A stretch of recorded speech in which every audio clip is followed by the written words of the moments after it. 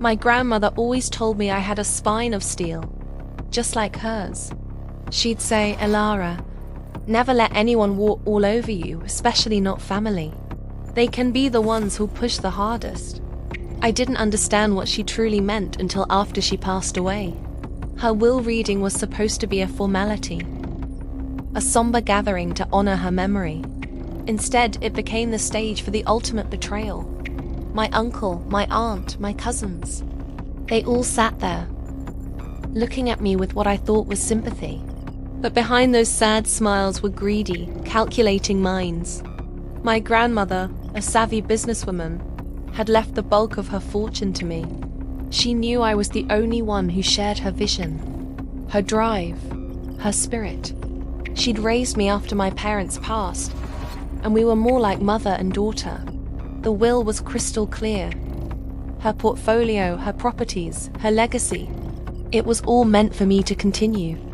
But then my uncle stood up, a smirk playing on his lips, and presented a second will. A newer one, he claimed, dated just a week before Grandma's death. This version left everything to him and his family, with a small insulting stipend for me. Enough to get by, he'd said with false generosity. I knew it was a fake. My grandmother's signature was close, but it lacked her characteristic flourish. Her mind was sharp until the very end. She would never have done that. They all played their parts perfectly. My aunt dabbed her eyes with a dry tissue. My cousins offered me empty words of comfort. They told me Grandma must have had a change of heart, that maybe she felt it was too much responsibility for a young woman like me. They tried to gaslight me into believing I was mistaken, that my grief was clouding my judgment. I watched them, my heart turning to ice. The people who were supposed to be my rock, my support system, were nothing more than a pack of wolves, and they had just stolen my future from right under my nose. I could have fought them in court. I could have spent years and a fortune I no longer had on lawyers, trying to prove the forgery. But that wasn't my grandmother's way. She never fought battles on someone else's terms. She always said, "The best revenge isn't loud, it's smart. It's about dismantling your opponent's world so quietly. They don't even know what's happening until it's all gone." And in that moment, sitting in that sterile lawyer's office, I knew exactly what I had to do. I would play their game, but I would play it better. So, I accepted the fake will. I took the pittance they offered and acted defeated. I let them think they had won. I watched them move into Grandma's house, sell off her art collection, and start living lives of luxury they hadn't earned. My uncle, who had always been a mediocre manager at a mid-level company, suddenly fancied himself a business mogul. He took over what was left of Grandma's core company, a boutique investment firm she'd built from scratch. He thought he could just step into her shoes. He had no idea those shoes were 10 sizes too big. And that was my opening. I spent the next year in the shadows. I used the small stipend they gave me not to get by, but to invest. I took a humble job at a small rival firm, working my way up, learning every angle of the industry. I was a sponge, absorbing information, making connections, and building a reputation for being sharp, relentless, and incredibly discreet. Nobody knew I was that Elara, the disinherited granddaughter. I was just a quiet, hungry analyst who always delivered. Meanwhile, my uncle was running the family business into the ground. He made flashy, high-risk investments based on ego, not on the meticulous research my grandmother was known for. He hired his incompetent friends and threw lavish parties.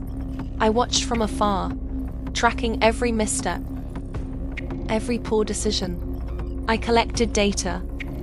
I analyzed their weaknesses, and I waited for the perfect moment to strike. My grandmother taught me patience is a weapon. The moment came during a major market downturn. My uncle had leveraged the company to the hilt, betting big on a single volatile sector. He was overconfident, blinded by his recent windfalls. I knew his position was precarious. Through the network I'd built, I started quietly leaking information, all true, all verifiable about the company's instability. I fed anonymous tips to financial journalists about their risky ventures and bloated overhead.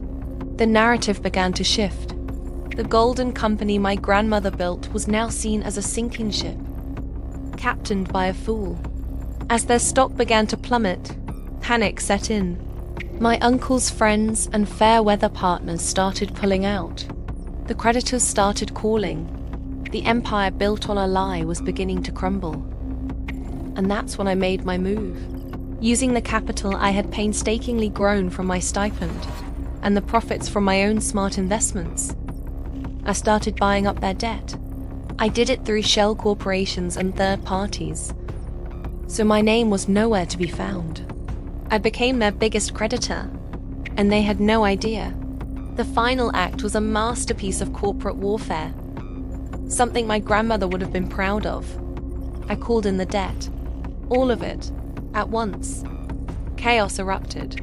They scrambled, trying to find a lifeline, but I had already cut them all. They were forced into a position where they had to sell their controlling stake in the company to cover their obligations. And who was waiting with a lowball offer they couldn't refuse? A mysterious investment group, represented by a very familiar lawyer. My lawyer. The day the deal was finalized, I walked into the boardroom of my grandmother's company, the same boardroom where my uncle had celebrated his supposed victory. He, my aunt, and my cousins were there, looking pale and defeated, waiting to meet the new owner who had crushed them. When I walked in, the look on my uncle's face was a mixture of shock, confusion, and finally, dawning horror. It was a picture I will cherish for the rest of my life. I didn't say a word. I just walked to the head of the table, to the chair that had always been my grandmother's, and sat down. My lawyer slid the final papers in front of me.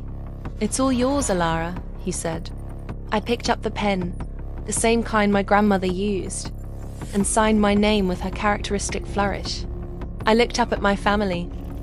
They had lost everything. The house, the money, the company. They were left with nothing but the consequences of their own greed. I didn't do it just for the money. I did it to restore my grandmother's legacy. I did it to prove that her spirit, her strength, and her steel spine lived on in me. They thought they had buried her legacy when they buried her, but they were wrong. It was just waiting for the right moment to rise from the ashes. And now, I'm in charge. I will rebuild this company to be stronger and more successful than ever before, honoring the woman who taught me everything. As for my family, they learned a very hard lesson. Never, ever underestimate a quiet woman with a plan.